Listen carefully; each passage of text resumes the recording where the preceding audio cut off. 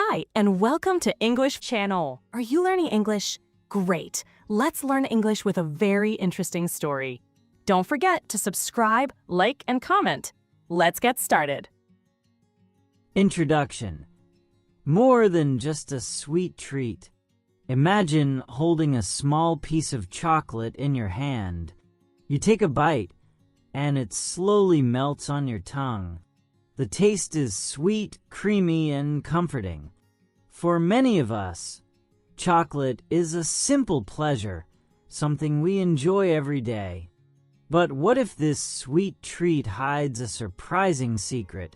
What if chocolate was once powerful, sacred, and even dangerous? The story of chocolate is not simple at all. It is a long journey across time and continents. Long before it became a candy bar, chocolate was a bitter drink, mixed with spices and enjoyed only by kings, warriors, and priests.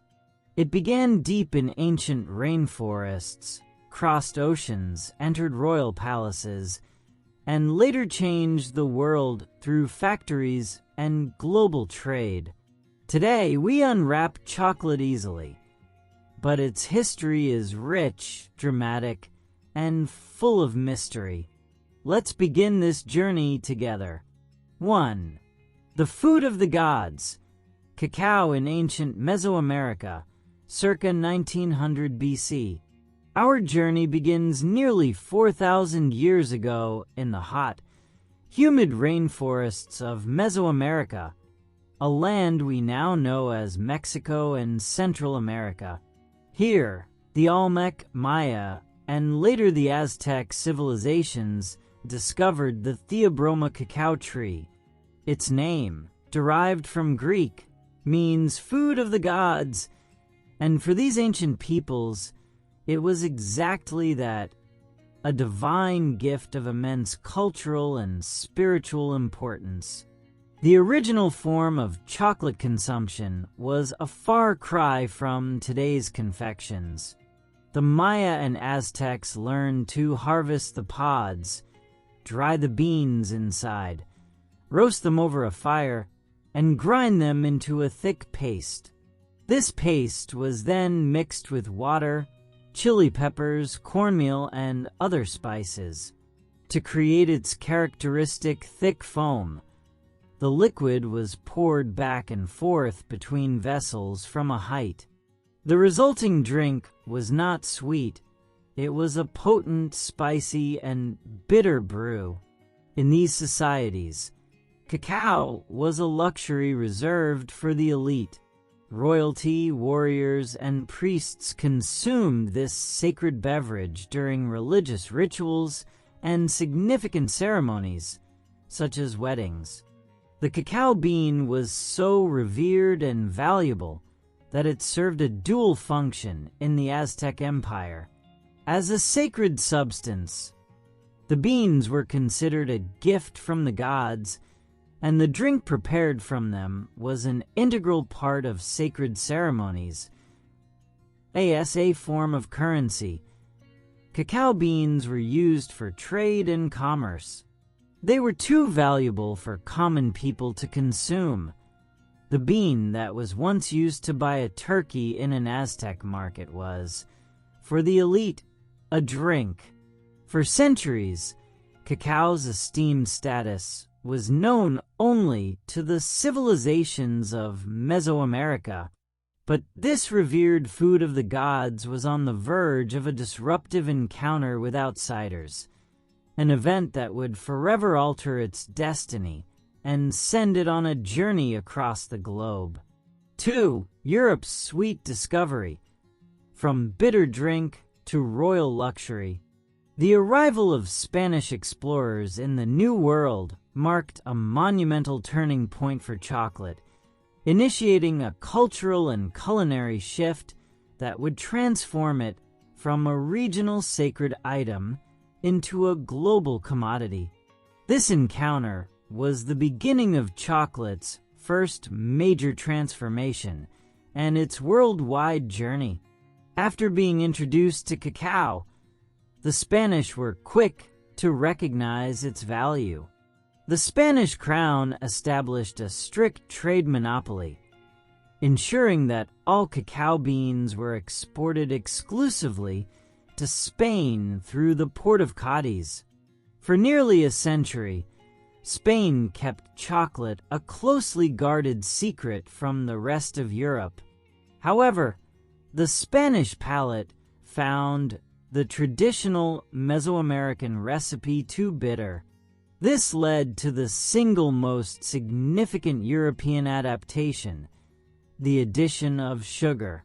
By sweetening the drink, they counteracted its natural bitterness and created a beverage that was far more appealing to European tastes. Later in England, the recipe was further refined with the addition of milk, making it creamier and closer to the hot cocoa we know today. As knowledge of this new beverage slowly spread across the continent, chocolate was adopted as the ultimate status symbol in European courts. It became a fashionable, expensive, and exclusive luxury enjoyed by the aristocracy. The growing European demand for this sweet, warm luxury, however, would soon be linked to a dark and brutal economic system required to produce it on a massive scale. 3. A bitter harvest. The human cost of Europe's chocolate craze. The consolidation of chocolate as a European luxury good was inextricably linked to the transatlantic slave trade, representing a classic case of a consumer demand revolutionizing colonial labor systems. The exploding European demand for sugar and cacao in the 17th and 18th centuries came at a devastating human cost, creating a dark chapter in the history of this beloved food. On their colonial plantations in the Caribbean and South America, European powers faced a severe labor crisis. The indigenous populations they had initially forced to work the fields were decimated by imported diseases like smallpox and measles, and brutal overwork. To solve this labor shortage, the Europeans turned to a horrific solution: the African slave trade. This gave rise to the infamous triangle trade system. Ships laden with European goods like textiles and guns sailed to Africa, where these goods were traded for enslaved African people. These men, women, and children were then transported in horrific conditions across the Atlantic, the Middle Passage, to the Americas. There, they were forced into brutal, unpaid labor on sugar and cacao plantations. Finally, the ships returned to Europe, filled with the cash crops produced by their labor, including cacao, sugar, and tobacco. We must state the painful truth clearly. The affordable luxury of sweetened chocolate that Europe enjoyed was built upon the foundation of the African slave trade. The freedom and lives of millions of enslaved people paid for the sweet indulgence of kings, queens, and aristocrats. This system of exploitation cast a long, dark shadow that would stretch for centuries, moving the narrative from an era of brutal manual labor to an age of machines that would once again revolutionize chocolate. 4. The Industrial Revolution, forging the modern chocolate bar. The 19th century brought the transformative power of the Industrial Revolution, and with it, a series of technological innovations that would permanently change chocolate. No longer would it be just a difficult-to-make beverage for the wealthy. The age of machines promised to turn this luxury into a product for the masses. This era was defined by 3 key inventions that created the chocolate we know today. For point 1, the cocoa press, 1828. In the Netherlands, a chemist named Coenraad van Houten invented a hydraulic press capable of squeezing the cacao paste with immense force. This machine achieved a critical breakthrough. It separated the natural fat, known as cocoa butter, from the solid part of the bean. The solid part was left as a dry cake that could be pulverized into a fine, non-fatty cocoa powder. Van Houten also developed the Dutching process, treating the powder with alkaline salts to make it mix more easily with water. The resulting drink was not only smoother, but also darker in color, milder in taste, and easier to digest. For point 2, the first edible chocolate bar, 1847. The separation of cocoa butter and cocoa powder opened up a world of possibilities. In England, the company J.S. Fry & Sons, already using Watt's steam engine to power its factory, had an ingenious idea. In 1847, the founder's great-grandson remixed the separated components, blending cocoa powder and sugar with melted cocoa butter, not water. This created a thick paste that could be pressed into a mold. When it cooled, it became solid. For the first time in its multi-millennial history, chocolate was an edible, solid product. The chocolate bar was born. 4.3 The Swiss mastery of milk chocolate, 1875. The final piece of the modern chocolate puzzle was put in place in Switzerland. A chocolate maker named Daniel Peter became obsessed with the idea of combining milk with chocolate to create a smoother, milder flavor. His initial attempts were disastrous. After a few weeks, the product developed a rancid odor of bad cheese, forcing him back to years of further experimentation. His breakthrough came thanks to his neighbor in Vevey, Henri Nestlé, who had recently developed a process to make milky flour, or powdered milk, for baby food. After years of relentless work, in 1875, Peter finally succeeded in combining the powdered milk with his chocolate mixture. He called his creation Gala Peter, and it became the world's first successful milk chocolate. These innovations didn't just change the product, they created the conditions for a mass market. Van Houten's press created a stable, mixable powder perfect for branding and home use. Fry's bar created a portable, individual portion, the definition of a modern snack. And Peter's milk chocolate created a product with a milder, broader appeal, specifically targeting women and children and moving chocolate away from its bitter, medicinal roots. These industrial inventions were not just culinary novelties. They were foundational discoveries that visionary entrepreneurs would soon scale up to create a truly global market. 5. The Age of the Chocolate Barons. Mass production for the masses. The late 19th and early 20th centuries marked the era when chocolate completed its transformation from an elite luxury to an everyday, affordable snack. This was driven by pioneering industrialists, the chocolate barons, who leveraged new factory technologies to bring their products to the masses.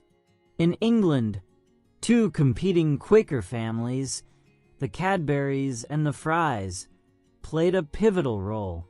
Known for their pacifist and teetotal beliefs, they championed chocolate as a wholesome and desirable alternative to alcohol. framing their commercial ventures as part of a larger social mission.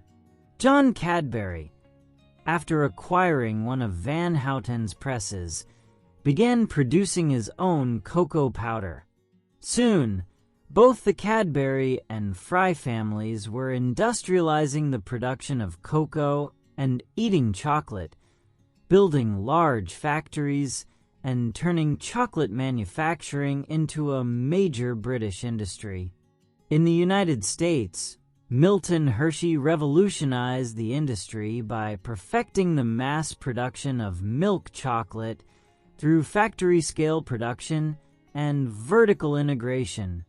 He figured out how to use fresh milk to create a consistent and affordable product. In 1905, he established not just a factory, but an entire chocolate town, Hershey, Pennsylvania, for his workers. Hershey's focus on scale and efficiency made the milk chocolate bar an affordable staple, transforming it from a Swiss luxury into an iconic American treat.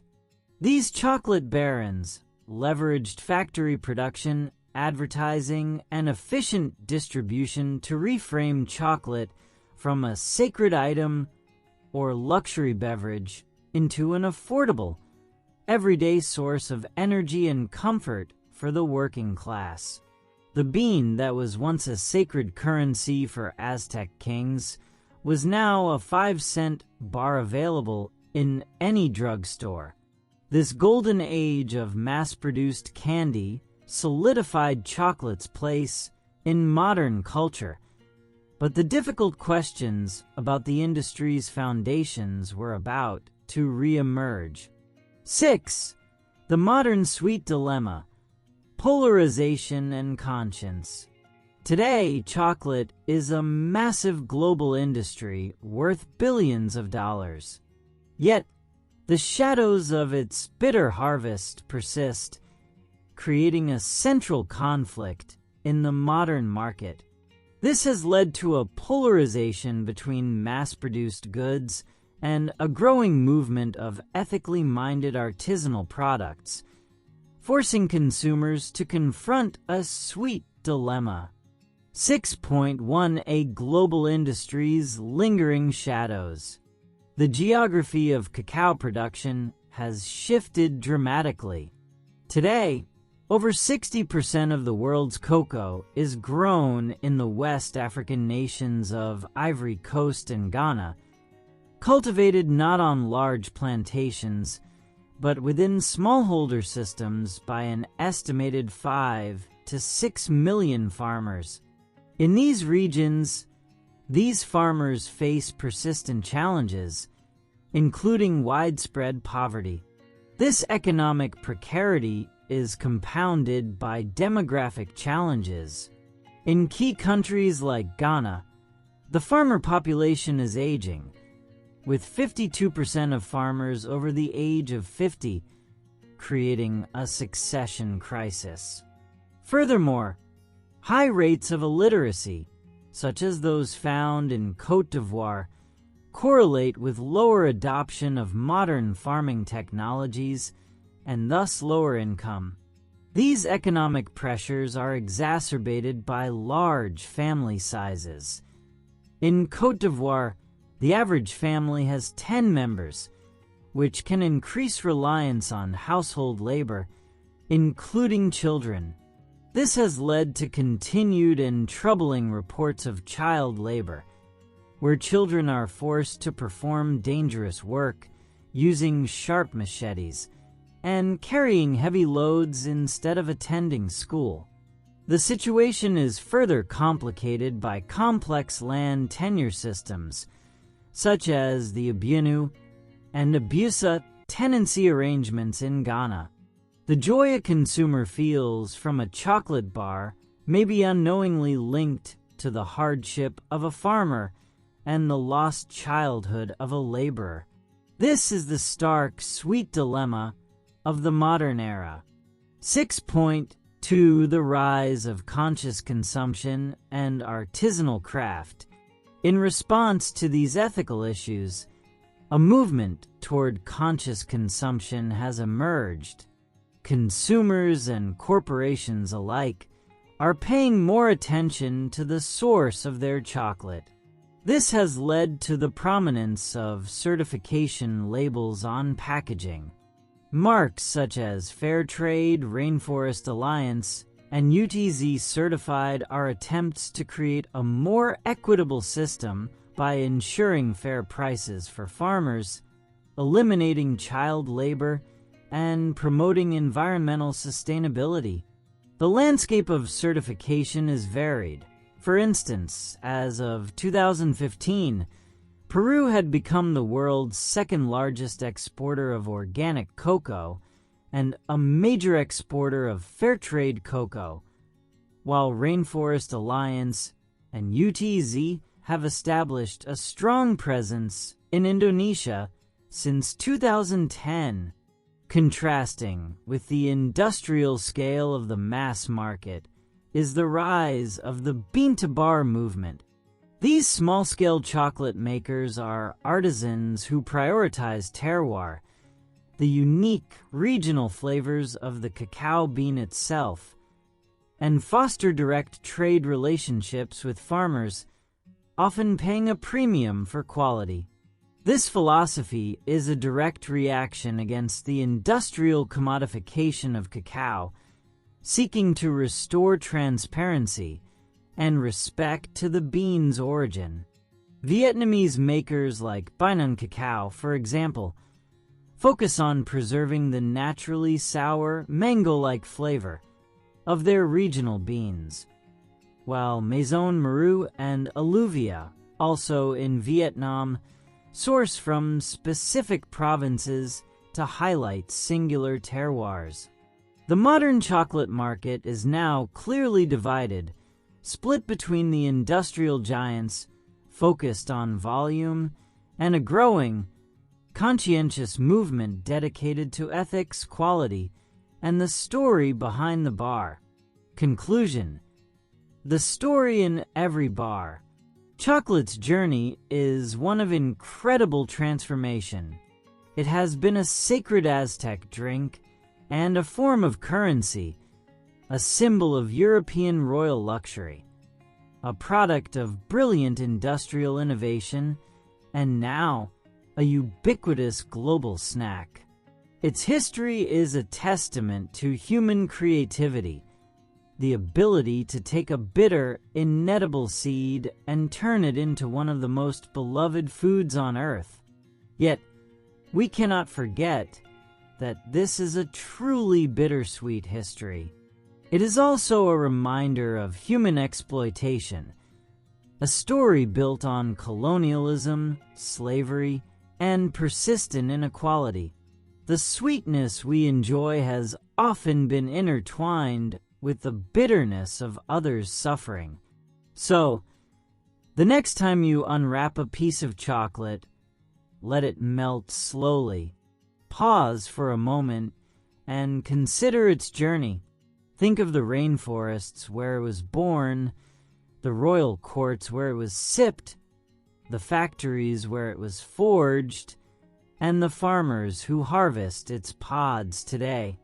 That single piece contains the weight of history, a complex, precious, and powerful story, both dark and sweet. Hey there! Just a second before you go. If you learned something new today, please give this video a like, write your thoughts in the comments, and subscribe to the channel. It only takes a second, and it really, really helps to create even better English videos for you. Your support means the world. Thank you.